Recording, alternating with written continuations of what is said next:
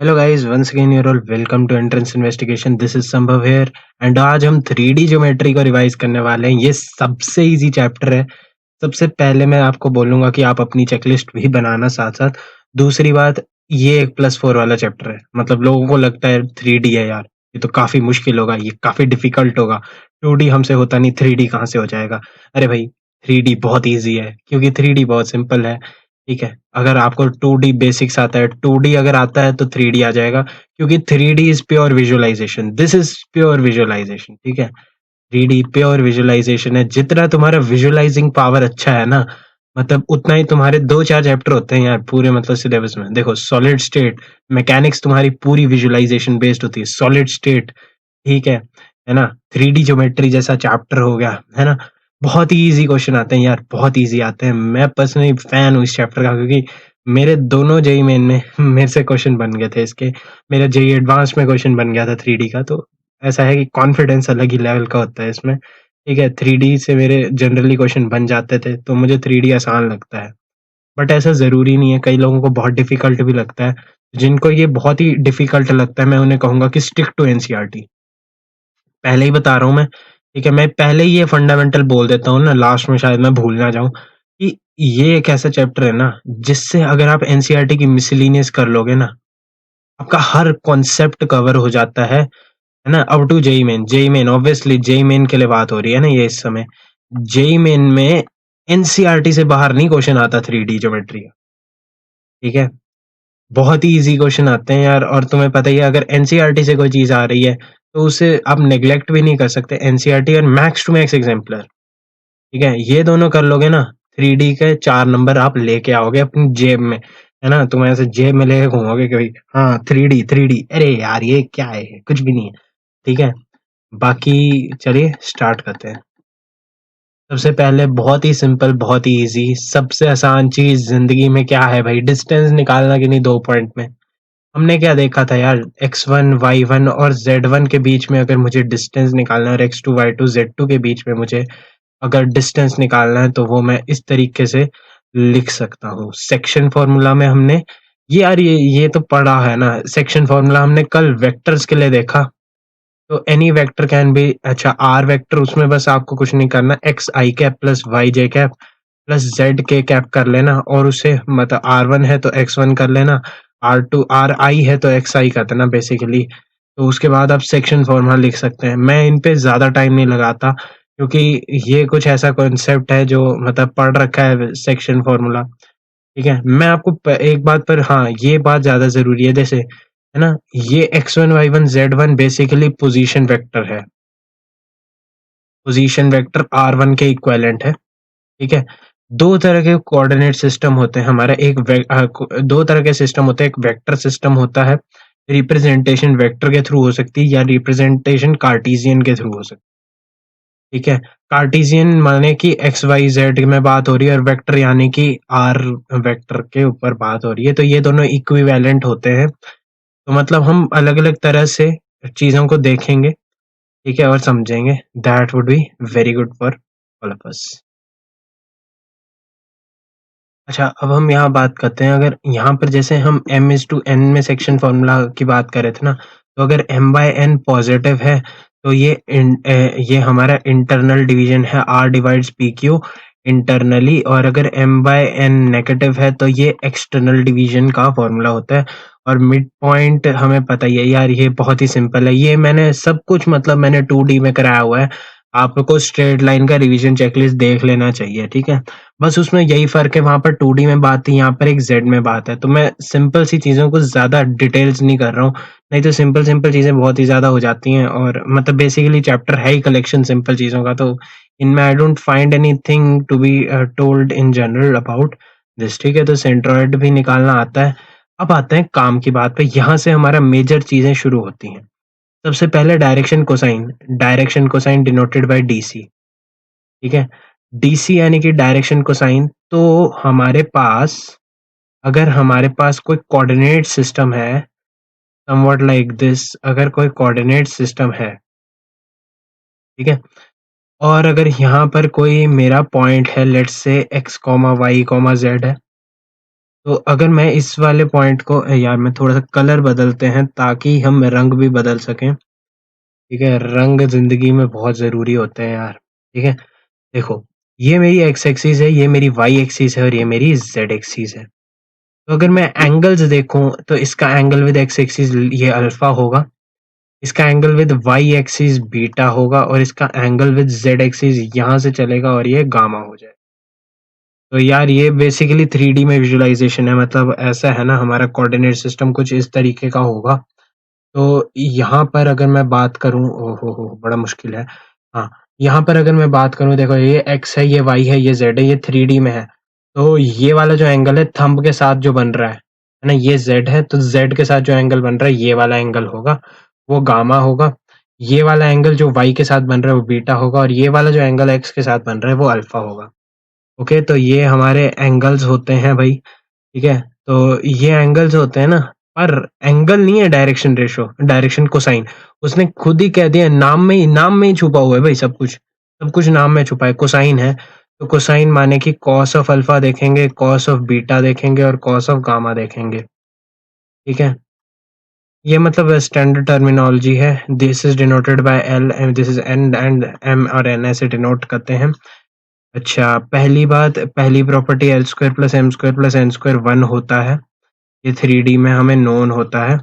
Next, direction cosine of x axis. देखो cosine of x axis तो अच्छा, x axis है तो वाई और जेड के साथ 90 डिग्री का एंगल होगा एक्स एक्सिस का। तो वो कॉस 0 कॉस 90 डिग्री और कॉस 90 डिग्री की बात करें तो ये 100 हो जाता है। सिमिलरली आप वाई एक्सिस और जेड एक्सिस के लिए लिख सकते हैं, है ना? ये चीज़ समझना काफ़ी इंटरेस्टिंग है, काफ़ी इम्पोर्टेंट है।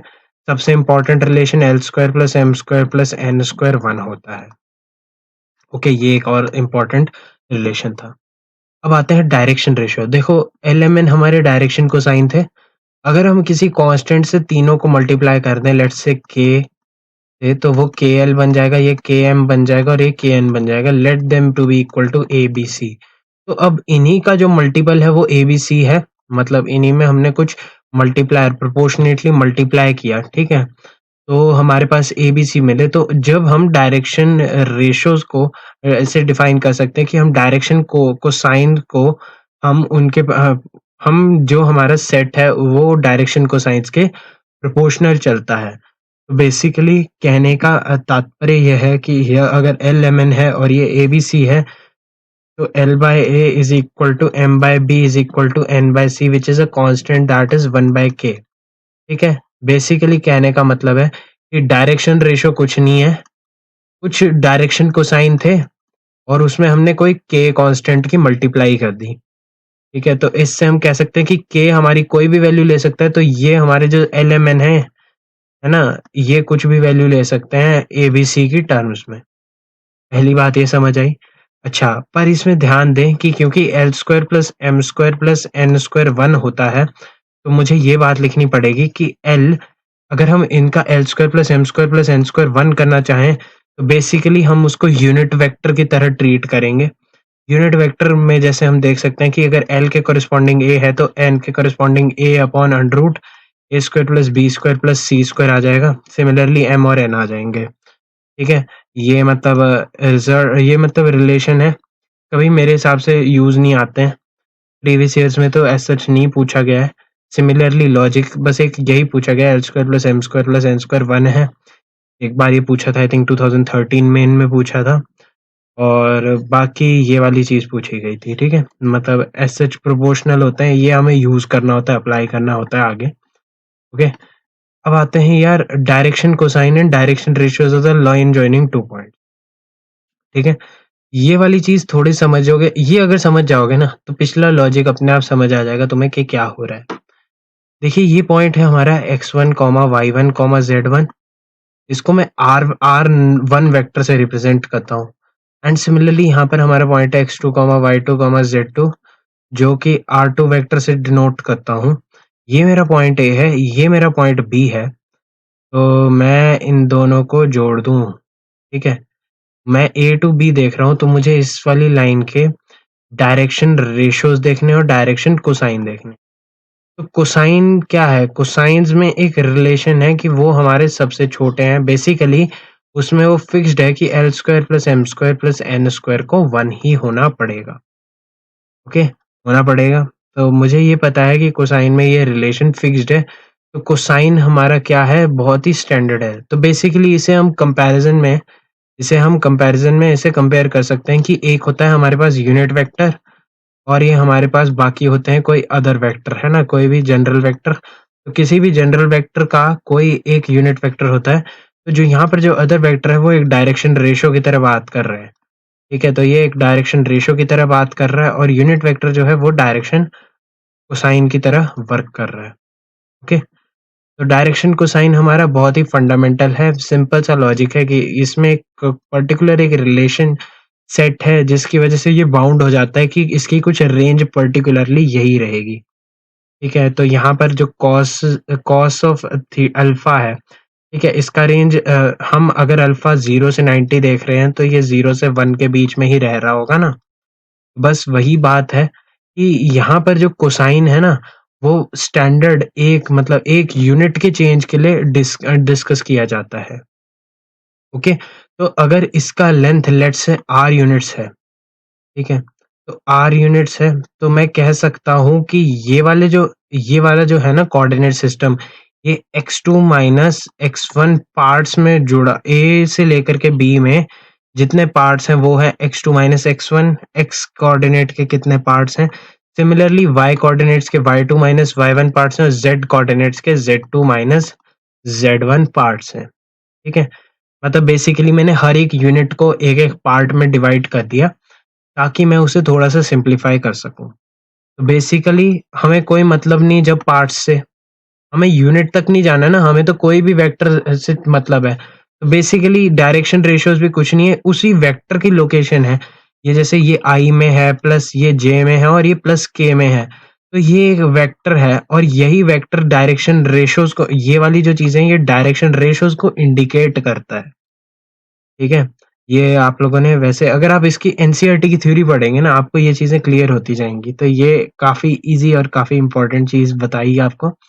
डायरेक्शन कोसाइन के लिए अगर मैं बात करूँ तो यहाँ पर हमने उसको यूनिट के लिए डिफाइन किया, तो ये तो हमारा पूरे मतलब ओवरऑल आर के लिए अगर हम बात करें, अगर आर लेंथ के लिए बात करें तो ये हो जाता है और अगर मैं यूनिट लेंथ के लिए बात करूँ तो ये divide by R divide by R divide by R हो जाता है, जो कि एक्चुअल में ऐसे है where R is the distance. तो ये वाली जो चीज है ना, ये डिस्टेंस फॉर्मूला लिखी हुई है, बस इसे थोड़ा सा अलग सा मतलब वही मतलब फैंसी टाइप से लिख दिया है, पर ये बहुत ही सिंपल है। देखो ना, X two minus X one square, फिर वही वाला रिलेशन वाई में लगेगा और वही वाला रिलेशन जेड में लगेगा, तो ये अपन का रिलेशन हो जाता है। ओके गाइस, चलिए तो नेक्स्ट पॉइंट पर मूव करते हैं। सो अब हम वेक्टर इक्वेशन के ऊपर बात करने वाले हैं, किसी लाइन की वेक्टर इक्वेशन। तो बेसिकली मैंने आपको बताया था लाइन के कॉन्सेप्ट में कि हमें लाइन लिखने के लिए जनरली 2 पॉइंट की ज़रूरत है, या पॉइंट और किसी स्लोप की ज़रूरत है। ये 2D में होता था। तो 2D में जो स्लोप है ना, उसका चर्चा नहीं होता। उसकी जगह 3D में, सॉरी, 3D में स्लोप की जगह आप डायरेक्शन रेशियो या डायरेक्शन कोसाइन का हेल्प ले सकते हैं, पहली बात। दूसरी बात, हमारे पास जो एक पॉइंट होता है ना, लेट्स से अगर मैं पॉइंट की बात करूँ, तो पॉइंट के लिए अगर मैं बात करना चाहता हूँ तो मेरे पास एक गिवन पोजीशन वेक्टर होता है, एक गिवन पोजीशन वेक्टर होता है और एक मैं अज्यूम करता हूँ पोजीशन वेक्टर। ठीक है, फॉर एग्जांपल मेरे पास एक गिवन पोजीशन वेक्टर है r1, यानी या ए वेक्टर मान लेते हैं। ठीक है, लेट्स से मेरे पास ये नोन है ए वेक्टर। ओके, तो ए वेक्टर अगर मुझे नोन है, ओके, अगर मुझे ए वेक्टर नोन है और मुझे ये पता है कि इस वाली लाइन के जो डायरेक्शन कोसाइन है वो है let's say alpha, direction ratio है अल्फा बीटा गामा। तो क्या मैं इस लाइन की इक्वेशन लिख सकता हूँ? तो आंसर इज हाँ, लिख सकता हूँ। कैसे लिखूंगा?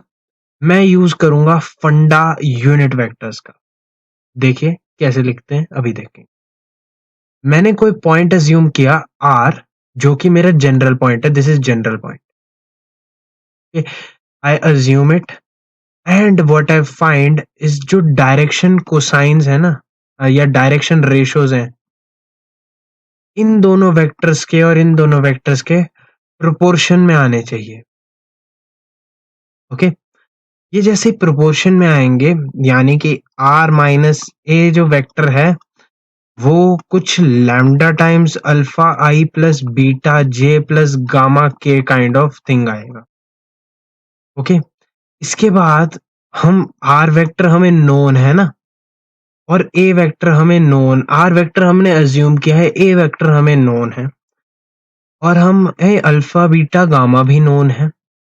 तो इससे मैं रफ से आइडिया से इक्वेशन लिख सकता हूं कि R minus A vector is equal to lambda times the direction ratios.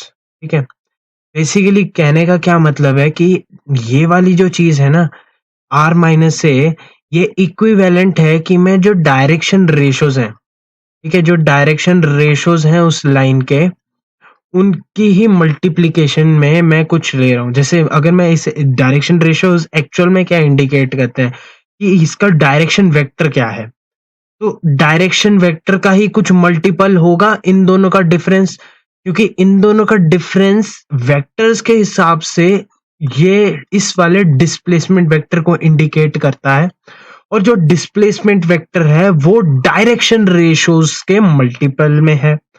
तो इसीलिए ये कुछ इस तरीके से आता है, मैं तो इसे ऐसे जनरलाइज करता हूँ। ओके, वेक्टर इक्वेशन लाइन में उतना नहीं पूछा जाता है फर्स्ट ऑफ ऑल, और अगर पूछा भी जाए तो आप लिख सकते हैं आर माइनस से कुछ लैम्डा टाइम्स है, आप उसको जनरल पॉइंट की तरह अज्यूम कर सकते हैं। ये वाला अल्फा बीटा गामा आपके डायरेक्शन वेक्टर है, इसको आप डी वेक्टर से अज्यूम कर लो तो लैम्डा डी आ जाता है। तो आपका general equation R is equal, या बी, इसे जनरली मतलब बी से डिनोट करते हैं, तो इसे बी लिख लेते हैं, तो R is equal to A plus lambda B. This is the equation of line in vector form. ठीक है, तो ये था हमारा vector equation of a line. इसके बाद ये परपेंडिकुलैरिटी और पैरेललिज्म की बात करी, परपेंडिकुलैरिटी एंड पैरेललिज्म की बात करते हैं। तो सबसे पहले हमें इसने कहा कि हमारे पास दो लाइंस हैं जिनके L1 M1 N1 और L2 M2 N2 direction ratios हैं। ओके, डायरेक्शन कोसाइंस है, सॉरी। तो डायरेक्शन कोसाइंस है, तो डायरेक्शन कोसाइन और डायरेक्शन रेशो इंडिकेट क्या करते हैं कि उसकी डायरेक्शन क्या है, डायरेक्शन ऑफ यानी कि प्रोपोगेशन। जैसे अगर हम बात करें कि नॉर्थ ईस्ट नॉर्थ वेस्ट, तो वो डायरेक्शन होती है हमारी। तो वैसे ही L1 M1 N1 एक लाइन की डायरेक्शन है, ओके, और L2 M2 N2, no sorry, M2 N2 दूसरी लाइन की डायरेक्शन है। अगर ये दोनों परपेंडिकुलर हैं तो वेल एंड गुड, परपेंडिकुलर हैं तो ये जो है, ये वाला वेक्टर और ये वाला वेक्टर, इन दोनों का डॉट प्रोडक्ट जीरो होगा। तो L1, इसको मैं L1 M1 N1 को I can write as L1 I cap plus M2 M1 J cap plus N1 K cap, and in the similar terms में इसे लिख सकता हूँ L2 I cap plus M2 J cap plus N2 K cap. तो इन दोनों का dot zero होगा, तो डॉट के लिए I डॉट I 1 होता है, तो L1 L2 plus M1 M2 plus N1 N2 zero हो जाएगा। This is the condition of perpendicularity. Parallelism में बहुत सिंपल है, हमने वेक्टर में बात की थी कि अगर A is some K times of B vector then वो पैरेलल होते हैं। तो अगर L1 M1 N1 is some lambda times L1 M1 N1 is some lambda times of L2 M2 N2, then L1 by L2 is equal to M1 by M2 is equal to N1 by N2 आ जाएगा। कहने का मतलब वैसे तो sine theta zero है, but इसको हम यूज नहीं करते, हम इसको कहते हैं कि जो डायरेक्शन रेशोज है ना, सॉरी, जो डायरेक्शन रेशोज है ना वो प्रोपोर्शन में है। डायरेक्शन कोसाइंस है वो प्रोपोर्शन में, कोसाइंस के लिए बात हो रही है। अगर डायरेक्शन रेशियोज के लिए बात हो जाए तो A1 A2 इनमें कोई फर्क नहीं पड़ता, A1 A2 B1 B2, क्योंकि हमें तो डायरेक्शन वेक्टर से मतलब है ना।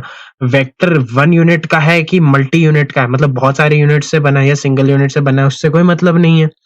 और क्योंकि हमें उससे कोई मतलब ही नहीं है, तो हमारा काम तो वैसे ही सिंपल हो जाता है। तो यहाँ पर प्रोपोर्शनैलिटी वाली बात आ जाती है और यहाँ पर परपेंडिकुलैरिटी वाली बात आ जाती है। बोलो गाइस, क्लियर है? तो ये हमारा परपेंडिकुलैरिटी और पैरेललिज्म की बात हो जाती है। इसके बाद इसने कहा सिमेट्रिकल फॉर्म या कार्टेशियन फॉर्म में हमें स्ट्रेट लाइन की इक्वेशन लिखनी है। तो मैंने आपको ये बात प्रूव की कि r is equal to a plus lambda B अगर लिखना है तो वो वेक्टर फॉर्म में लिख सकते हैं। पहला प्रूफ हम इसे डायरेक्टली कर सकते हैं, इसको हम, क्योंकि हमने तो कोई जनरल पॉइंट माना था ना ये, तो ये x comma y comma z xi plus yj plus z के है, जिसको मैं x comma y comma z से रिप्रेजेंट कर रहा हूँ। ओके, ये मेरे पास एक नोन पॉइंट है, let's say x1 comma y1 comma z1 plus lambda times b vector. For the time being I am assuming these to be the direction cosines. ठीक है, इन्हें कोसाइंस ही अज्यूम कर रहे हैं, तो एल एम एन लिख लेते हैं। ठीक है, ऐसे लिख लिए, तो x is equal to x1 plus lambda L1 आ जाएगा, y is equal to y1 plus lambda L2 M1 M आ जाएगा, L1 भी लिखने की जरूरत नहीं, M आ जाएगा, और जो z आएगा वो z1 प्लस लैम्डा n आ जाएगा। ओके, अब इन तीनों में लैम्डा कॉमन है, तो लैम्डा कहीं ना कहीं इक्वेट हो सकता है, तो x minus x1 by L is equal to lambda आ जाता है। इसको सॉल्व करें लैम्डा के लिए, लैम्डा निकालेंगे, ये आएगा y minus y1 bye m, और ये आएगा z minus z1 bye n। इतना सब कुछ आने से ये लैम्डा के इक्वल हो गया, तो ये हमारे पास बन जाता है। ये जो से है ना, ये r है, इसके लिए कह रहा है ना, ये कांस्टेंट r है जिसको मैंने लैम्डा से रिप्लेस कर दिया है, तो कंफ्यूज ना हो ना। ठीक है, कंफ्यूज होने वाली कोई भी बात इसमें बिल्कुल भी नहीं है। ओके, इसने कहा it should be noted that p is equal to x1 plus lr, y1 plus mr, and z1 plus nr is the direction, is the general point on this line at a distance r from the point x1 y1 z1, that is ap is equal to r। इसने ये सब कैसे कहा, इसने मतलब यहाँ पर lambda भी हो सकता था।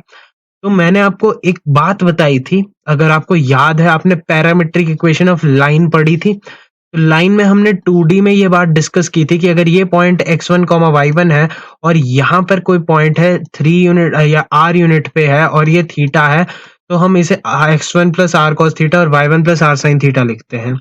तो अगर मैं इसे 3D में रिप्रेजेंट करूं कुछ इस तरीके से, मैं थोड़ा सा स्पेस लूंगा इसमें आप लोगों के लिए, है ना, ताकि आपको ये बात समझ आए। ये लेट्स से हमने जो एक्स वाई जेड के लिए हमें जनरल पॉइंट निकालना है, ये लेट्स से ये कितनी दूर, ये लैम्डा दूरी पर है, अज्यूम ऐसा कुछ नहीं है, वैसे जरूरी नहीं है, अभी देखते हैं। ठीक है, देखते हैं कि ये क्या है। हमारे पास यहाँ पर x1 y1 z1 है, मुझे पता है कि ये वाली चीज डायरेक्शन जो है ये L1 M1 और N1 है, LMN है, to be more exact LMN है, जो कि मेरा यूनिट वेक्टर का डायरेक्शन है। ओके, ये यूनिट वेक्टर की तरह है, मतलब एक यूनिट क्वांटिटी है। डायरेक्शन कोसाइन क्या होती है, जिसमें यूनिट क्वांटिटी के लिए बात हो रही है। ओके, इस तरीके से समझोगे तो कोई दिक्कत नहीं आएगी। तो अब x तक पहुंचना है, तो कितनी बार हमें ये ट्रैवल करना पड़ेगा, तो ये हमें जितनी बार x1 में कुछ l ऐड करेंगे, फिर ऐसे करते करते हम लैम्डा बारी l ऐड करेंगे, y1 में हम लैम्डा बारी m ऐड करेंगे, और z में हम n लैम्डा बार n ऐड करेंगे, तो हमें ये मिल जाता है जो हमने रिजल्ट लिखा ना। तो यहाँ से मैं इस लाइन पे कोई जनरल पॉइंट अज्यूम करना हो, तो I can assume to be x1 plus lambda L comma y1 plus lambda L comma z1 plus y1 plus lambda M comma z1 plus lambda N. Okay, तो इसमें इसने ये भी बात करी कि जो लैम्डा है ना, ये इन दोनों पॉइंट्स के बीच का डिस्टेंस है, पर ये डिस्टेंस कब होगा, ये डिस्टेंस तब होगा जब यहाँ पर हम डायरेक्शन कोसाइन को यूज कर रहे हैं। Had there been direction ratios, अगर एबीसी डायरेक्शन रेशियोज दिए होते जो ऐसे डिनोट करते हैं, तब ये लैम्डा जो हमारे पास अगर कोई कांस्टेंट ऑफ प्रोपोर्शनैलिटी आता, that would not have been the distance. ठीक है, डिस्टेंस में स्पेसिफिकली बात हो रही है कि हमें डायरेक्शन कोसाइंस के लिए बात करनी है। तो यहाँ पर इसने ये भी लिख दिया है कि one should note that for AP is equal to R, L, M and N must be direction cosines and not the direction ratios. If they are the direction ratios, then the equation of line would still remain the same. However, AP would not be equal to R. P is my general point, और AP R मेरा यहाँ पर जो lambda है ना, वो R है, वो डिस्टेंस को डिनोट करने के लिए उसने यूज किया है, एंड A मेरा गिवन पॉइंट है जो मुझे नोन था यहाँ पर। ठीक है, तो ये मेरा हो जाता है सिमेट्रिकल फॉर्म, यानी कि 1 पॉइंट फॉर्म में। 2 पॉइंट फॉर्म में ये अगर x1 y1 z1 है और ये अगर x2 y2 z2 है, तो पहले ही मुझे कोऑर्डिनेट्स पता हैं, तो मैं बहुत ही इजीली इसके डायरेक्शन को रेशियोज लिख लेते हैं। तो डायरेक्शन रेशियोज लिखने के लिए सिंपली मैं करूंगा, वेक्टर लिखना है तो x2 minus x1 comma y2 minus y1 comma z2 minus z1 ऐसे करके लिख सकता हूँ, जो कि हमने यहाँ कहीं डिस्कस किया था बॉस। यहाँ पर हमने डिस्कस किया था ना डायरेक्शन रेशियोज क्या होते हैं। यहाँ पर हमने इसका आइडिया से लिया था कि direction ratios of A B when these two points are joining is this is, ठीक है, तो वही यूज कर रहे हैं हम इधर भी। ओके, तो ये हमारा ऐसे आ जाता है। एंड मेरा कोई जनरल पॉइंट मुझे पता है, जनरल पॉइंट है मेरा X Y Z, X comma Y comma Z. तो ये है मेरा x1 y1 z1, ठीक है। यहाँ पर मेरा एक्स वाई जेड है और मैंने लाइन का एक डायरेक्शन वेक्टर मैंने ढूंढ लिया है, जो कि है x2 माइनस x1, यानी कि delta X delta Y, delta X delta Y delta Z लिख लूंगा। तो x is equal to x1 plus delta X, y is equal to y1 plus delta Y and z is equal to z1 plus delta Z. तो इसे लिखेंगे तो x minus X one by x2 minus X one is equal to Y minus, अच्छा यहाँ पर delta x ऐसे आ जाएगा ना, ये डायरेक्शन है तो इसको लैम्डा टाइम्स कर लेना एक, ठीक है, मतलब कितनी बार आया डेल्टा x, कितनी बार ऐड हुआ, वो वाली बात को कंसीडर करने के लिए। सिमिलरली ये y2 माइनस y1 और z2 माइनस z1 के लिए रिजल्ट आ जाता है। This is the equation of line. तो इक्वेशन ऑफ लाइन हम लिख सकते हैं वेक्टर फॉर्म में as is A R vector is equal to A plus lambda B. ये हमें पैरामीट्रिक पॉइंट लिखने में भी हेल्प करता है अगर हम एक्स वाई जेड से रिप्लेस कर लें। और फिर उसके बाद हम उसे एक्स कॉमा, देखो सब कुछ अगर तुम वेक्टर में करोगे तो तुम्हें कार्टेशियन में दिक्कत नहीं आएगी, क्योंकि आर वेक्टर को तुम कभी भी एक्स आई वाई जे जेड के लिख सकते हो। ए वेक्टर तुम्हें नोन है, उनको हम आई जे के में लिख सकते हैं, और बी वेक्टर हमें नोन है। लैम्डा से हमें मतलब नहीं, हमें लैम्डा हमारा पैरामीटर है, उसे हमें एलिमिनेट करना है। तो ये हमारे इक्वेशन ऑफ लाइन हो गया। Okay, angle between two lines तो हमें बहुत ही सिंपल से पता है कि अगर L1 M1 N1 मेरा डायरेक्शन कोसाइंस है, पहले तो सब कुछ बात डायरेक्शन कोसाइंस के लिए कर रहे हैं, और L2 M2 N2 है। तो अगर मैं थीटा एंगल बोलूं तो कॉस थीटा क्या होता है, A dot B over mod of A B, mod of A mod of B. अच्छा, mod of A mod of B L M N के लिए L1 square plus M1 square plus N1 square बनेगा, जो कि actual में L1 square plus M1 square plus N1 square actual में 1 होता है, तो ये 1 हो जाएगा। सिमिलरली L2 स्क्वायर के लिए भी ये 1 हो जाएगा। तो बेसिकली वो A डॉट B आ जाएगा। और क्योंकि ये वैसे तो यूनिट वेक्टर की तरह कर रहे थे, तो A bye mod A cap A हो जाता है, और मॉड ए बेसिकली 1 है, तो इतना मतलब वैसे स्ट्रगल करने वाली कोई बात नहीं है। तो सिंपली हम L1 L2 plus M1 M2 plus N1 N2 लिख सकते हैं। आई होप इसमें तो किसी को कोई दिक्कत नहीं हो रहा होगा। तो cos theta is equal to L1 M2 plus M1 M2 plus N1 N2। तो if A1 B1 C1 A2 B2 C2 और डायरेक्शन रेशियोज, तो डायरेक्शन रेशियोज के लिए हमें यूनिट वेक्टर, देखो हमारे पास ये वाली, इसने ऐसे कहा ना, इसको आप वेक्टर ले लो, इसको A वेक्टर ले लो, इसको B वेक्टर ले लो, और फिर उसके बाद A dot B over mod of A mod of B लगा लीजिए।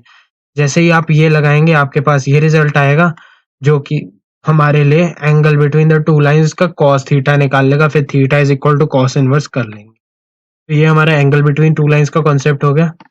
अच्छा, foot length and equation of perpendicular from point on the line.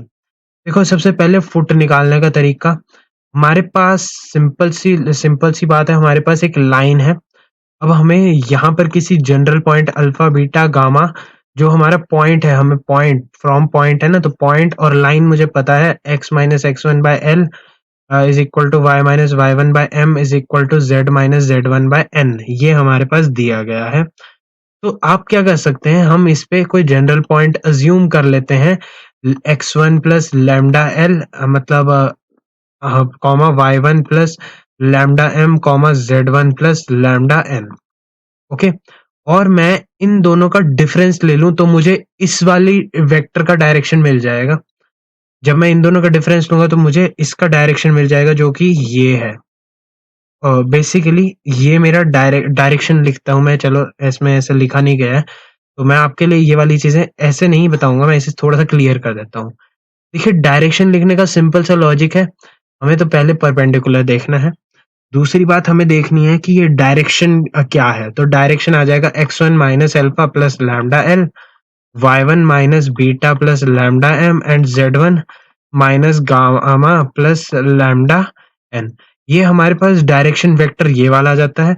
और जो दूसरा डायरेक्शन वेक्टर है वो LMN आ जाता है। तो अगर इन दोनों के बीच का एंगल 90 डिग्री है को तो cos 90 डिग्री लिख सकते हैं हम x1 यहाँ पर जो इसने अब इस तरीके से लिखा हुआ है। ये वाली चीज हमारा cos 90 डिग्री की तरह cos 90 0 होता है, तो 0 इज इक्वल टू इन दोनों का डॉट प्रोडक्ट, क्योंकि हम तो यूनिट्स के लिए बात करें तो ये डॉट लेंगे, है ना, तो वो डॉट प्रोडक्ट लेंगे तो ये 0 आ जाएगा।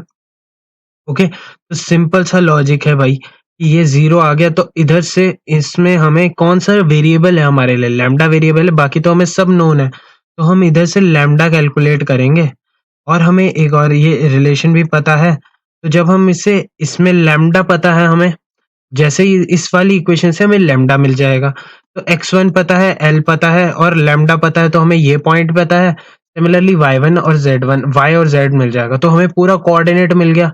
जब हमें कोऑर्डिनेट ही मिल गया तो ये पूरा मतलब हमारे लिए फुट ऑफ परपेंडिकुलर का कोऑर्डिनेट आ जाता है। ठीक है, हालांकि मैं आपको पर्सनली बोलता हूँ कि ये चीजें एज सच समझ नहीं आएंगी, ये मैंने जनरलाइज करा है।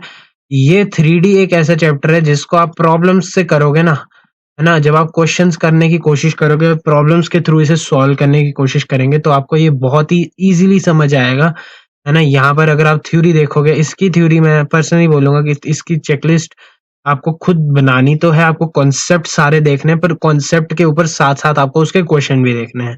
तो क्वेश्चन देखने के लिए मैं आपको सजेस्ट करूंगा कि आप प्रॉब्लम सॉल्विंग सीरीज को भी साथ साथ देखें। तो फुट आपको मिल गया, देखो फुट मिल गया, हमें हमें पॉइंट का पता है, अल्फा बीटा गामा है, और ये मैंने जो x1 प्लस लैम्डा एल वाला देखा था वो वाला पॉइंट पता है, ये क्यू पी क्यू का डिस्टेंस हम डिस्टेंस फॉर्मूला से लिखेंगे तो वो इस तरीके से कुछ आ जाएगा। ठीक है, कभी भी ये चीज याद नहीं रखनी, ये सारी चीज आपको क्वेश्चन में प्रूव करनी है। मैं इसे एज ए कॉन्सेप्ट इसलिए ले रहा हूँ ताकि दिमाग में रहे कि फुट ऑफ परपेंडिकुलर का मुझे आज जाकर एक क्वेश्चन करना है, ये आपके दिमाग में होना चाहिए। Okay, equation of perpendicular is given by, आपके पास 2 पॉइंट है, आप उससे इक्वेशन ऑफ लाइन लिख सकते हैं। ओके, लिख सकते हैं ना। तो चलिए नेक्स्ट पॉइंट पर मूव करें। अब आता है shortest distance between two lines. तो इसमें बहुत लोगों को फॉर्मूला याद करने में दिक्कत होती है। मैं आप लोगों को फॉर्मूला याद नहीं कराऊंगा, मैं आपको फॉर्मूला दिखाऊंगा, फील करवाऊंगा और आपको ऑटोमेटिकली याद हो जाएगा। ठीक है, ये मेरा ए वेक्टर है, ये मेरा बी वेक्टर, ये मेरे पोजीशन वेक्टर है, पहली बात, है ना। ये ऐसा कुछ सेटअप है कि एक लाइन ऐसी है और एक लाइन ऐसी है। पहली बात, इन ऐसी लाइंस को जो नाइदर इंटरसेक्ट नॉट टच, है ना, ऐसे वाले कंडीशन जो इंटरसेक्ट नहीं करते, ना ही पैरेलल है, और ये ऐसे जा रही है, मतलब एक मेरी ये वाली उंगली ऐसे जा रही है ना, और एक ये पेन ऐसे जा रहा है। ठीक है, पेन आपकी तरफ आ रहा है और ये उंगली ऐसे जा रही है, तो ये these are not intersecting and they are not even parallel. ऐसी लाइंस को हम स्क्यू लाइंस बोलते हैं, और स्क्यू लाइंस के बीच में हमें सबसे छोटा डिस्टेंस मिलेगा जब हमारे ये दोनों परपेंडिकुलर लाइन पर लाई करेंगे, कोई जनरल पॉइंट। ओके, हमें इनका डायरेक्शन वेक्टर पता है। अच्छा, पी क्यू से आप कंफ्यूज होंगे, मैं आपको एनसीईआरटी की डेफिनेशन से करता हूँ। ये बी1 वेक्टर है और ये बी2 वेक्टर है। ओके, आपको कुछ नहीं करना है, आपको अच्छा एक पॉइंट आपको नोन है, ये ए वन पता है और आपको इस लाइन पे ए टू पता है। सबसे पहली बात, ए और बी इससे समझते हैं, ये लेट से ए टू है, ये ए वन है, और ये हमारा कौन सा है, बी टू वेक्टर है, और ये बी वन वेक्टर है। अब समझो, ये वाली जो डायरेक्शन है ये क्रॉस प्रोडक्ट है। देखो बी, ये लोकलाइज्ड है, ये ऐसे थे ना वेक्टर्स, तो इन दोनों को हम ऐसे ले आए तो ये मेरा बी टू बन जाएगा बी वन, तो B one cross B two कुछ इस डायरेक्शन में होगा। तो सिमिलरली पी क्रॉस क्यू यानी कि B one cross B two इस डायरेक्शन में होगा। मुझे इसी डायरेक्शन के अलोंग इसकी लेंथ देखनी है, तो बेसिकली मुझे क्या देखना है, ये वाली लेंथ निकालनी है LM। तो इसको निकालने का तरीका क्या है, फील करना, फिर फॉर्मूला याद हो जाएगा ऑटोमेटिकली। देखो, A2 पता है, A1 पता है, इन दोनों को जोड़ते हुए मैं, ये मेरे पोजीशन वेक्टर्स हैं तो इनका displacement vector A1 minus A2 हो जाएगा, है ना। और अगर मैं देखूं ध्यान से, A1 माइनस A2 का मुझे अगर मैं ऐसे लिख दूं A1 माइनस A2, और इसका मैं प्रोजेक्शन देख लूं अलोंग दिस लाइन, तो इस लाइन के मुझे क्या करना होता है, इसका प्रोजेक्शन देखना है, तो मुझे देखना है A1 माइनस A2 का कॉस, लेट से एंगल इन दोनों के बीच में लेट से अल्फा है, तो कॉस अल्फा देखना है।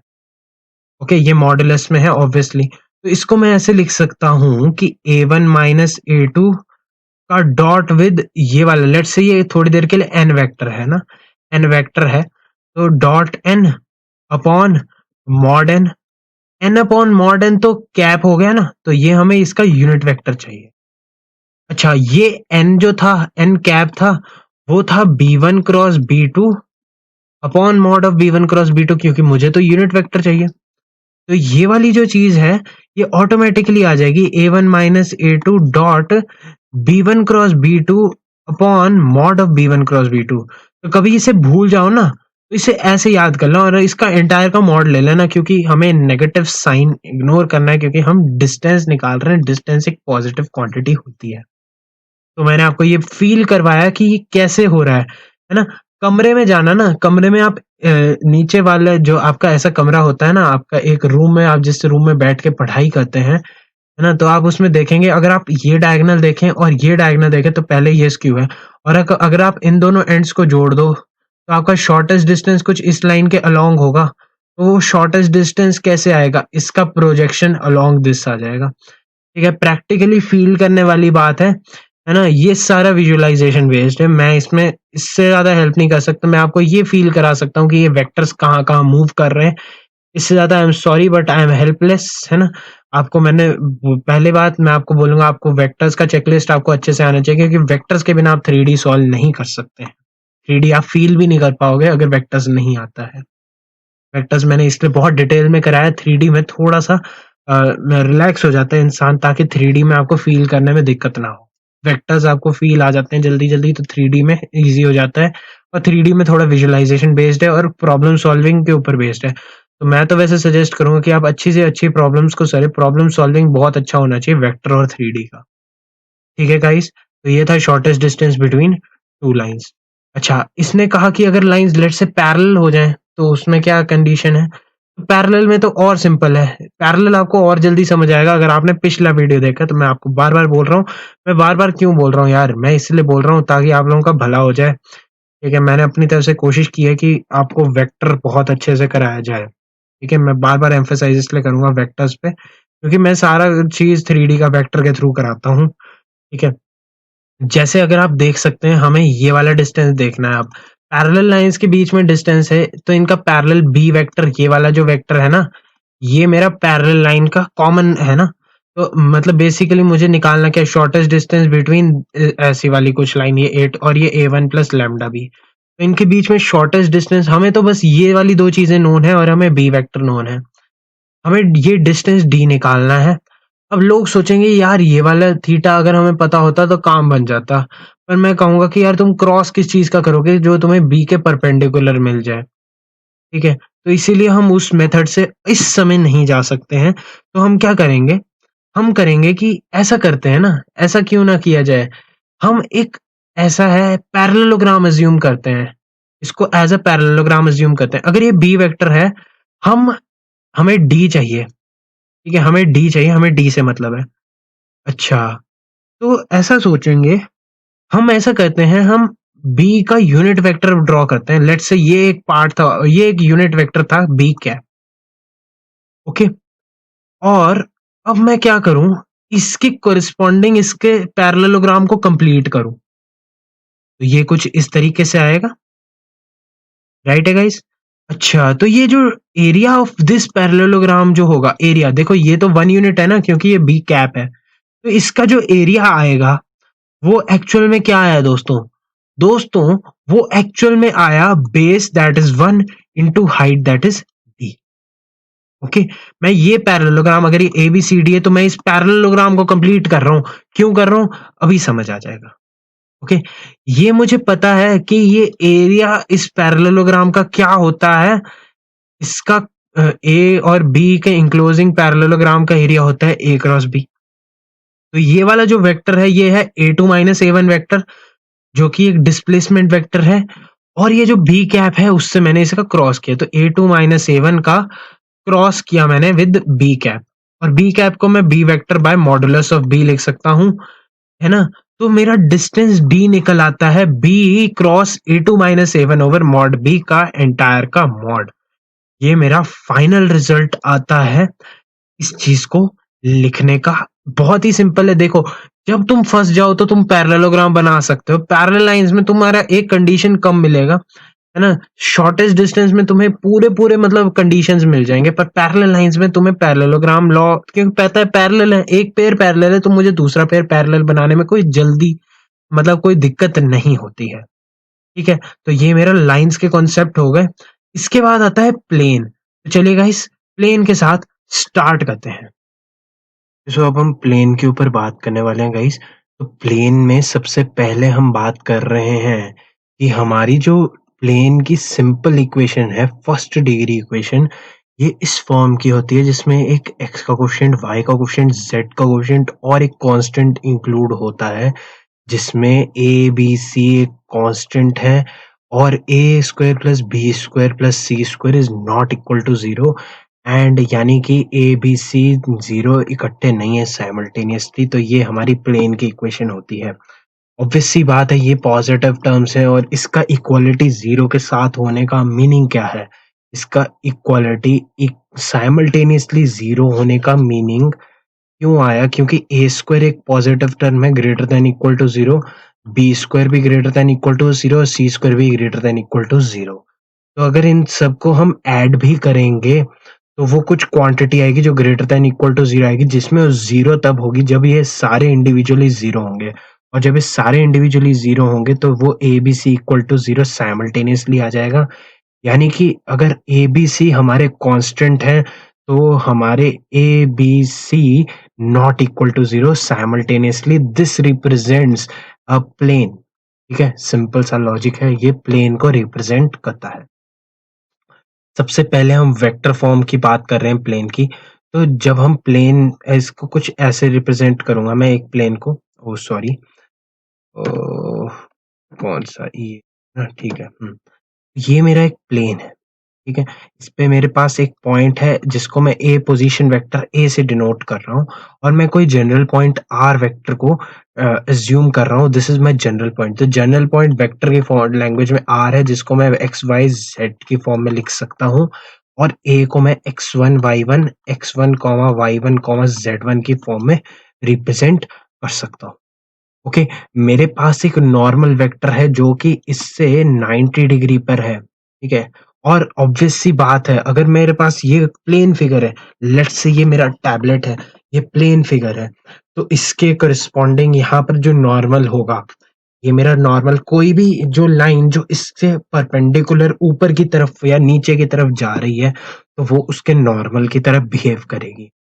नॉर्मल यहाँ पर लोकलाइज्ड नहीं होता है, यहाँ पर नॉर्मल फ्री होता है और हम यहाँ पर भी कंसीडर कर सकते हैं, ये 90 डिग्री यहाँ पर भी कंसीडर कर सकते हैं, तो बहुत सारे पॉइंट हैं। ओके, तो यहाँ पर हमेशा पता है हमें जब हम किसी प्लेन सरफेस की बात करेंगे तो नॉर्मल हमेशा उस प्लेन सरफेस के परपेंडिकुलर होगा। तो परपेंडिकुलर की कंडीशन से मुझे ध्यान आया कि अगर मैं इस पे कोई एक वेक्टर लिख सकता हूँ प्लेन के ऊपर, जो कि मैं एक्चुअल में लिख सकता हूँ displacement vector between R and A, यानी कि आर माइनस ए वेक्टर अगर मैं लिखूं तो ये मेरा डिस्प्लेसमेंट वेक्टर है और इसका डॉट विद एन वेक्टर करूं जो कि इसका नॉर्मल वेक्टर है, इसका वैल्यू 0 आ जाता है, यानी कि ये मेरा इक्वेशन ऑफ प्लेन आ जाता है। ओके, इन लेमैन टर्म्स अगर मैं बात करूँ तो मेरे से एक्स माइनस ये ए अगर मेरा x1 y1 z1 है तो ये वाली जो चीज़ है ये x minus x1 i plus y minus y1 j plus z minus z1 k है। और अगर मैं नॉर्मल वेक्टर की बात करूँ तो ये आ सकता है हमारा A comma B comma C, यानी कि A I plus B J plus C K. तो dot with A I plus B J plus C K करूंगा तो ये आ जाएगा A times X minus X one plus B times Y minus Y one plus C times Z minus Z one is equal to 0। ये याद रखना, ये इस वाली की वजह से जो कार्टेशियन फॉर्म में मैं अगर इक्वेशन लिख सकता हूँ प्लेन की तो वो ऐसे लिख सकता हूँ। तो याद क्या रखना है गाइस कि R minus A dot N is equal to 0 equation of plane है और ये वाली चीज जो है ये इक्वेशन ऑफ प्लेन है जो कि इसको मैं अगर कार्टेशियन फॉर्म में लिखूंगा तो बनेगी। ठीक है, सिंपल सा लॉजिक है कि हमें क्या करना है कि कोई भी प्लेन सरफेस है तो उस पे एक वेक्टर ले लेंगे और एक उसके परपेंडिकुलर ले लेंगे, क्योंकि वो दोनों इंडिविजुअली एक दूसरे के परपेंडिकुलर हैं तो उनका डॉट प्रोडक्ट जो होगा वो 0 हो जाएगा। बस ये करना था, इससे ज़्यादा कुछ भी नहीं करना था। ओके? अब आता है plane parallel to coordinate axis. Plane parallel to coordinate axis की बात करें तो वाई जेड प्लेन की अगर मैं बात करूं तो वाई जेड प्लेन पे क्या होगा, एक्स का कोऑर्डिनेट 0 होगा। ऑब्वियस सी बात है, अगर मैं इसे ऐसे भी एज्यूम करूं कि ये मेरा एक ऐसे फिगर इस तरीके से अगर मैं थोड़ा-सा अज़्यूम कर सकता हूँ, तो मैं इसे ऐसे लिख सकता हूँ कि ये एक प्लेन है, ये एक प्लेन है और तीसरा प्लेन कहाँ पर हो सकता है मेरा?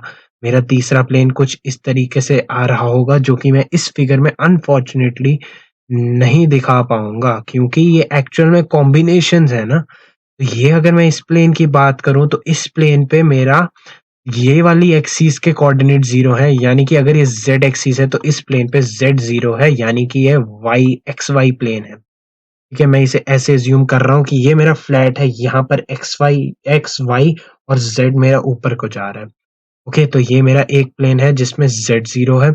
यहाँ पर एक प्लेन है जिसमें एक्स 0 है, जिसे वाई ज़ेड प्लेन कह सकते हैं और एक प्लेन हमारा जिसमें हमारा वाई 0 होगा, यानी कि एक्स ज़ेड प्लेन की बात करें, तो ये मेरा ज़ेड एक्सिस है और ये मेरा एक्स एक्सिस है, तो इस पे वाई 0 होगा।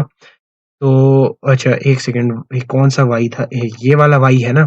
तो ये मेरा ज़ेड एक्सिस है और ये मेरा एक्स एक्सिस है, तो मैं अगर इस प्लेन की बात करूँ, अगर आप एक रूम में ही प्लेन को देखें तो ये वाला जो प्लेन है ना, ऐसे है, ऐसे ये वाला जो प्लेन है, उसको अगर हम कंसीडर करें तो ये इसमें हमारा ये वाई 0 होगा जब हमारा एक्स जेड प्लेन होगा। तो बेसिकली कहने का मतलब है कि वाई के कोऑर्डिनेट से हमें फ़र्क ही नहीं पड़ता, जब हमारे पास जेड एक्स प्लेन है तो वाई का कोई भी कोऑर्डिनेट हो जाए, सॉरी जेड एक्स प्लेन है तो जेड एक्स के कोई भी कोऑर्डिनेट हो जाए पर उसपे वाई का कोऑर्डिनेट 0 होगा।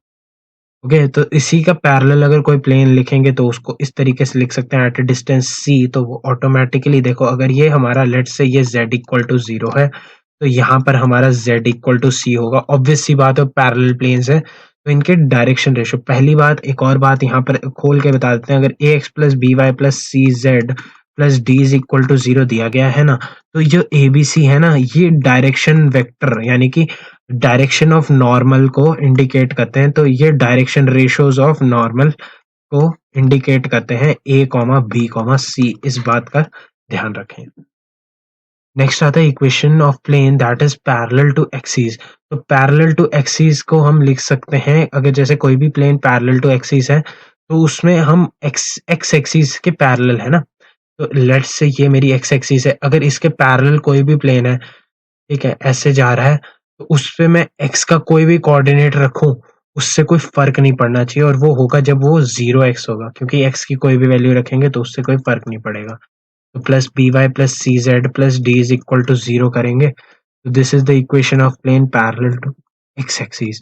सिमिलरली हम y एक्सिस में लिखेंगे तो उसमें b का वैल्यू 0 होगा और इस z एक्सिस पे लिखेंगे तो उसमें c का वैल्यू 0 होगा। This is a fairly simple thing to be understood. Next आता है नॉर्मल का इक्वेशन, तो R dot N cap is equal to D, with D is the distance from origin. Basically हमें क्या है, हमें ये वाला वेक्टर नोन है जो हम इस वेक्टर को कंसीडर कर रहे हैं ना, हमारा नॉर्मल कैप एन कैप कैसे आएगा, ऐसे कुछ आएगा एन कैप। ओके, और मेरा यहाँ पर जो वेक्टर है ये आर वेक्टर है। तो अब देखिए ध्यान से देखें, तो अगर ध्यान से देखा जाए तो ये आर ऐसे जा रहा है, ओके, और एन ऐसे जा रहा है, तो R dot N equal to D. This is a standard notation जो कि ये डिराइव्ड है प्रीवियसली रिजल्ट, तो उसी से हम निकाल सकते हैं कि ये वाला जो डिस्टेंस डी है, ठीक है, distance of plane perpendicular distance होगा ना पहली बात, ठीक है, तो मतलब थ्री डी में ऑब्वियस सी बात है ये ऐसे कुछ ऐसे आया होगा ये, ठीक है, मतलब ये वाली जो चीज है ना, ये वाली ये जो प्लेन जैसा है, ये ऐसे आया होगा और ये डी ऐसे 0 से आया होगा और वो फिर ऑटोमैटिकली उसके साथ डॉट प्रोडक्ट में एडजस्ट हो जाएगा। तो R dot N equal to D से याद रखें vectorial form of normal equation from the where perpendicular distance from the of the plane from the origin is known, ये हमें पता है। अब आता है 3 पॉइंट से इक्वेशन लिखना है, तो 3 पॉइंट्स अगर मेरे पास पता है, लेट्स से एक पॉइंट पता है x1 y1 z1, x2 y2 z2 और x3 y3 z3, राइट, हमें ये पता है। अच्छा, हमें ये पता होना चाहिए कि हम जिस हिसाब से बात कर रहे हैं, तो हम एक जनरल पॉइंट अज्यूम करते हैं हर बार, तो let's say X Y Z उस जनरल पॉइंट की बात कर रहे हैं।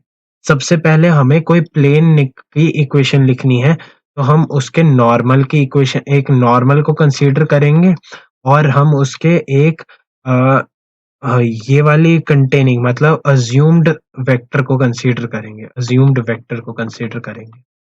ओके, तो अगर मैं नॉर्मल की यहाँ पर इन दोनों का क्रॉस करूंगा तो नॉर्मल मिल जाएगा। तो ये पहले इन दोनों वेक्टर्स को आइडेंटिफाई कर लेते हैं। तो ये आ जाएगा x2 minus x1 times I cap, I J को मैं कार्टेशियन में लिख रहा हूँ पहले ही, ठीक है। y2 माइनस y1 और z2 माइनस z1, ये लिखने में सिंपल होता है, आई जे के बार बार नहीं लिखना पड़ता है।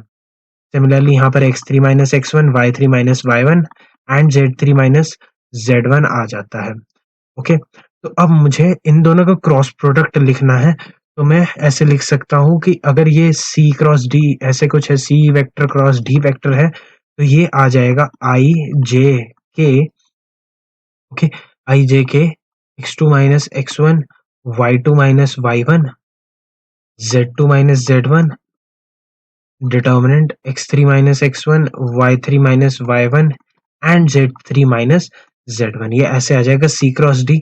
और अगर मैं इसका डॉट लूं विद एनी, ये मेरा परपेंडिकुलर वेक्टर है, और अगर मैं इसको इस वेक्टर से जोड़ूं तो इसके कोऑर्डिनेट क्या आ जाएंगे, ये आ जाएगा, इसका डायरेक्शन रेशियो आ जाएगा x minus x1, y minus y1 and z minus z1। तो ये मेरा एक्चुअल में डिटर्मिनेंट है। और अगर मैं इसका डॉट लूं with this, let's say this is vector p, तो p है। अच्छा, तो इसका डॉट, ये देखो ये जो भी आएगा ना आई जे के, तो इंडिविजुअली हमारा जब खुलेगा तो ये ऐसे ही खुलेगा ना। तो ऐसे खुलने का मतलब है कि आई जे के यहाँ पर कोई इफेक्ट नहीं डाल रहे हैं। ओके, तो यहाँ पर अगर मैं x माइनस x1 टाइम्स आई करूं plus y minus y1 times j करूं plus z minus z1 times k कर दूं, ओके, ऐसे कर दूं, तो k का k के साथ जाएगा, x का x के i का i के साथ जाएगा, j का j के साथ जाएगा डॉट प्रोडक्ट की प्रॉपर्टी से। तो इसीलिए आ जाता है x minus x1, y minus y1, z minus z1। अब देख लो आगे x2 minus x1, y2 minus y1, z2 minus z1, x3 minus x1, y3 minus y1, z3 minus z1। This is the equation of the plane which is passing through 3 points. ये हमें याद रखना। Okay, this is an important thing. अच्छा, intercept form में हमारे यहाँ पर 3 point a, 0, a, 0, 0, 0, b, 0 and 0, 0, c हो जाते हैं। तो इनसे हम लिख सकते हैं प्लेन की इक्वेशन एज x माइनस ए, x y z, okay, determinant में। ओके, तो यहाँ पर आ जाएगा a b, a minus b, अच्छा x2 माइनस, ये हमने x1 y1 z1 लिया ना ऐसे, अच्छा ये माइनस ए कर लीजिए ताकि कुछ कंफ्यूजन ना हो।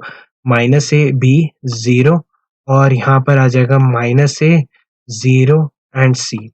ओके, तो यहाँ से आ जाएगा x minus A times B C minus Y times minus A C plus z times of minus minus plus A B is equal to 0 आ जाएगा, इज इक्वल टू 0 आ जाएगा। ओके, तो यहाँ से आ जाएगा X B C plus Y A C plus Z A B is equal to A B C. तो यहाँ से X by A plus Y by B plus Z by C is equal to 1 आ जाता है।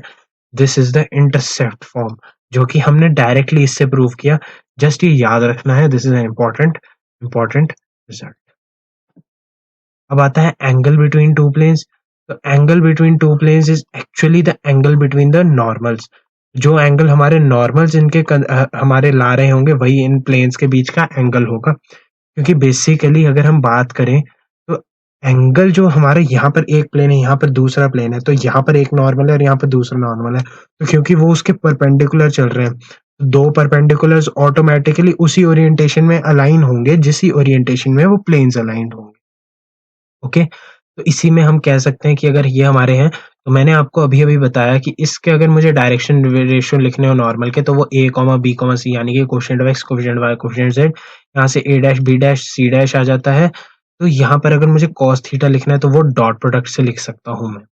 Okay, ये इस तरीके से लिख सकते हैं। This is simply dot product, application of dot product which has been already discussed.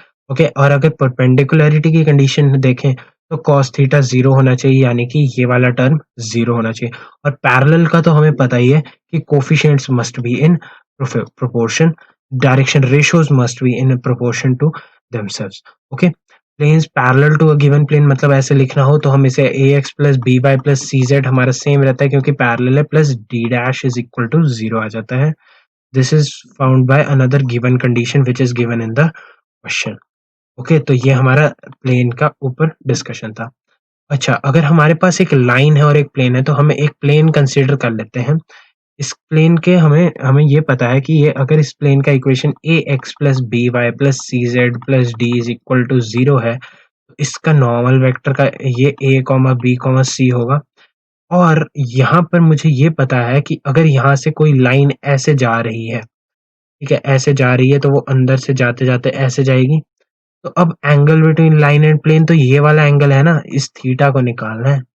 पर अनफॉर्चुनेटली ये वाले, अच्छा हमें ये पता है कि ये एलएमएन है, डायरेक्शन वेक्टर पता है हमें, हमें कोई पॉइंट पता है, general point x1 y1 z1। Okay, ये चीज हमें पता है और हमें इसके डायरेक्शन रेशियो पता है।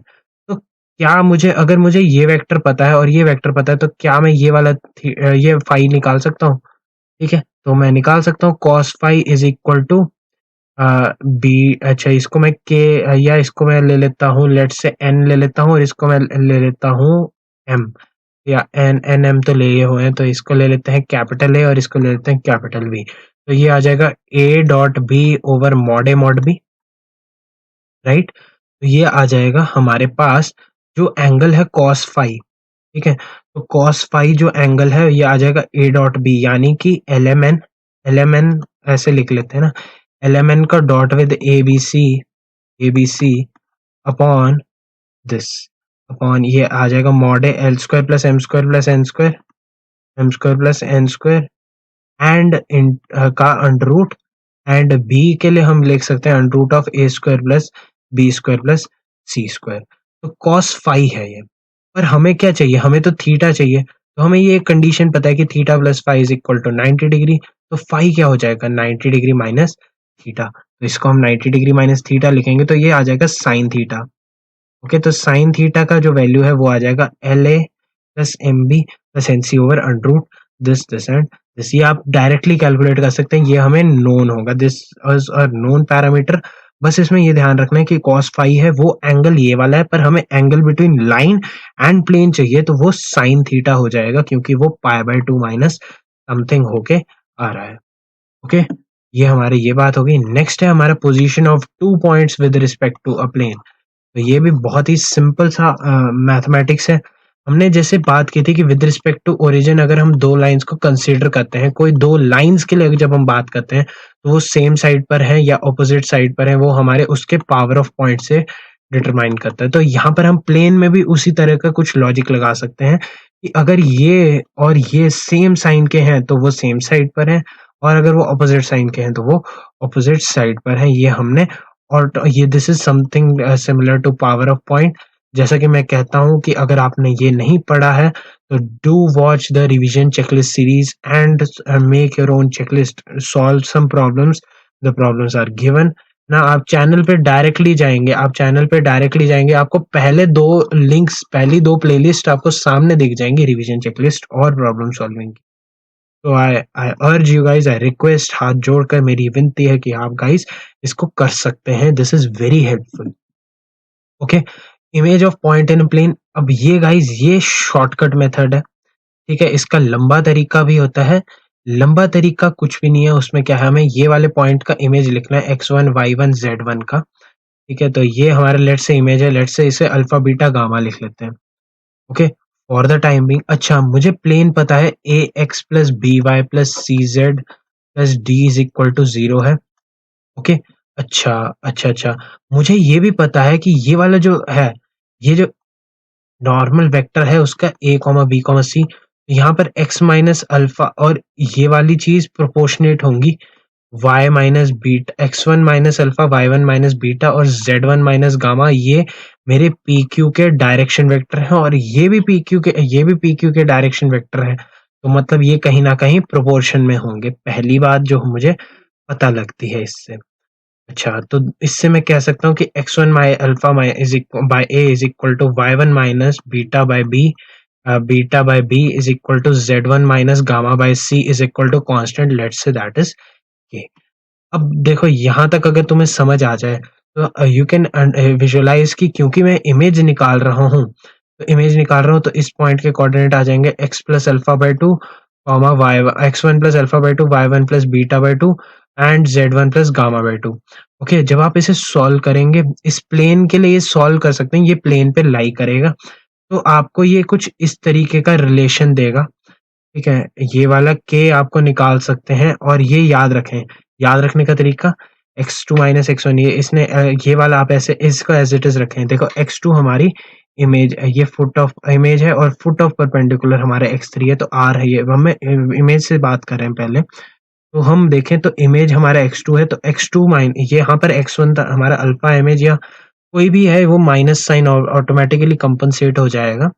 तो हम बात कर रहे हैं कि this by a is equal to y1 minus beta by b, okay, is equal to z1 minus gamma by c is equal to minus two times of ax1, क्योंकि हमने तो x1, अच्छा हमें ये पॉइंट नोन है तो point known को हमने डायरेक्टली डाल दिया अपॉन, हम रूट करते थे डिस्टेंस में, पर इसमें तो हमने थोड़ा सा डिस्टेंस को नेगोशिएट कर दिया, क्योंकि हमें क्या करना है, देखो ध्यान से देखें, ध्यान से देखें, ये एक डायमेंशनलेस क्वांटिटी है, ये भी एक मतलब एबीसी अगर डायमेंशनलेस है तो यहाँ पर न्यूमरेटर हमारा हमारा एक एक्स वाई जेड के डायमेंशन का है, यहाँ पर एक डायमेंशनलेस क्वांटिटी रखनी है, तो उस हिसाब से भी समझ सकते हैं। हाँ, या फिर हम ऐसे समझ सकते हैं थोड़ा बहुत डिस्टेंस से रिलेटेड है, तो डिस्टेंस डबल हो रहा होता है इमेज में, तो इसलिए -2 लिख लेते हैं और बाकियों में हम -1 लिख सकते हैं। ये एक शॉर्टकट होता है इसे करने का। लंबा तरीका हम वैसे तो इसको प्रूव करते हैं जैसे ही, तो हमें यहाँ वाले पॉइंट मिल गए और इसको जब हम सॉल्व कर, ये हमारे पास सारी वैल्यूज़ नोन है, हमें अल्फ़ा पता लग जाएगा, जब हम इसको इसमें पुट करेंगे तो हमें अल्फ़ा का वैल्यू डायरेक्टली मिल जाएगा, है ना? हमें ये पॉइंट्स पता है, हमें पोज़ीशन वेक्टर पता है, तो हम सब कुछ कैलकुलेट कर सकते हैं, हमें बहुत सारी नॉलेज ऑटोमैटिकली पता चल जाती है। जब हम इमेज निकालते हैं, हम फुट ऑफ परपेंडिकुलर निकालते हैं, ठीक है?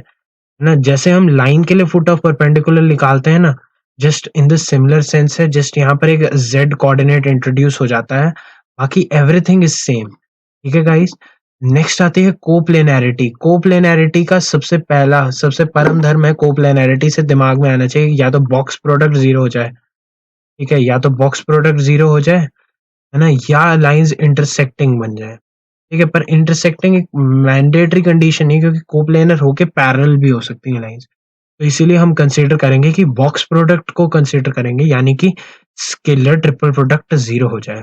इसने दो लाइंस कंसीडर की, x minus alpha one y minus beta one, तो इसमें से हमें अगर हम एक्सट्रैक्ट कर क्या कर सकते हैं कि ये मेरी एक इक्वेशन है जिसमें alpha one beta one and gamma one एक है, और यहाँ पर L1 M1 N1 एक लाइन है, और यहाँ से अगर मैं दूसरी लाइन की बात करूँ तो वो alpha two beta two gamma two से पास कर रही है, और इसका L2 M2 N2 से ये मेरा इक्वेशन, ये ऐसे इसका डायरेक्शन है। ओके, तो हमें दो वेक्टर मिल गए, ओके, और तीसरा वेक्टर हमें ऑटोमेटिकली इन दोनों से मिल जाएगा। ये मेरा वेक्टर है तीसरा, alpha two minus alpha one beta two minus beta one and gamma minus gamma one. अब इनको कोप्लेनर होने के लिए ये वाला वेक्टर, ये वाला वेक्टर और ये वाला वेक्टर एक प्लेन में होना चाहिए, तो इसके लिए ये कंडीशन अप्लाई हो जाती है। ओके, और अगर हमें कोई प्लेन लिखना है जिनमें दो लाइंस हैं, तो हमें पता है कि डायरेक्शन रेशो से हम इसका क्रॉस लिख सकते हैं। क्रॉस लिखा, फिर उसमें हमने इसका general point x minus alpha one, हमने basically X Y Z consider किया, और हमें alpha one beta one gamma one points पता थे, तो हमने एक वेक्टर उसे कंसीडर कर लिया और उसके साथ हमने डॉट कर लिया। बेसिकली प्लेन की इक्वेशन लिखना ही आपस अपने आप एक कोप्लेनैरिटी की कंडीशन को अप्लाई करने के इक्विवेलेंट है, तो इसको अगर आपको पता भी नहीं है तो कोई दिक्कत वाली बात नहीं है, क्योंकि हम प्लेन में ऑटोमेटिकली ये चीजें पहले ही डिस्कस कर चुके हैं। ओके, ये आता है परपेंडिकुलर डिस्टेंस का एक छोटा सा कॉन्सेप्ट, जिसमें x1 y1 z1 से इस प्लेन पर अगर हम इसकी लिखना चाहते हैं, तो हम जैसा हम 2D में करते हैं ना, वैसे ही 3D में कर रहे हैं। और डिस्टेंस बिटवीन पैरेलल प्लेन्स अगर d1 d2 तो d1 minus d2 upon root a square plus b2 square plus c square, ये भी काफी इंपॉर्टेंट है। ऐसे ये बहुत ही इंपॉर्टेंट चीजें चल रही हैं अभी, ठीक है, तो इन्हें इग्नोर न किया जाए, दैट इज इंपॉर्टेंट। ओके, एक और पॉइंट आता है कि a plane through the line of intersection of two D given planes. अच्छा, दो प्लेन हमारे पास हैं, ऐसे एक प्लेन है और एक प्लेन कुछ इस तरीके से जा रहा है। ओके, ये ऐसे जा रहा है, तो हम देख सकते हैं कि यहाँ पर ये कहीं न कहीं इस लाइन के अलोंग इंटरसेक्ट कर रहे हैं। तो अगर हमें कोई तीसरा प्लेन लिखना हो, ठीक है? 1 सेकंड, अगर हमें कोई तीसरा प्लेन लिखना हो जो कि कुछ इस तरीके से पास कर रहा है, सच दैट वो इस लाइन ऑफ इंटरसेक्शन को कंटेन करता है, तो हम लिख सकते हैं, ये इसको पाई से रिप्रेजेंट कर सकते हैं, जिसको इसने यूवी से किया है, इसको पाई 1 इसको पाई 2 कह सकते हैं। तो pi 1 plus lambda times pi 2 is equal to 0 is the equation of this plane, और हमें सेकंड कंडीशन दी होती है, जैसे इसने कहा कि ये है, तो इसके लिए हम लिख सकते हैं A X plus B Y plus C Z plus D plus lambda times A dash X plus B dash Y plus C dash Z plus D dash is equal to 0. This is the equation of the plane that is passing through both this plane and this plane. तो basically अगर हमें line of intersection जैसा कुछ बोले कि passing through the line of intersection of these two planes है, तो हम इसको इस तरीके से approach कर सकते हैं। तो this is a lambda is a real parameter and it represents the plane passing through the line of intersection of the given planes, and if the planes are parallel then this represents the plane parallel to them. तो ये काफी simple सी चीजें थी। Okay, तो I hope आपको ये video पसंद आया होगा। अगर पसंद आया होगा तो लाइक ज़रूर कर दें, शेयर कमेंट कर दें, सब्सक्राइब कर दें और मतलब बेल आइकन दबा दीजिए। एंड इसी के साथ हम मिलते हैं अगले वीडियो में। Until then, bye.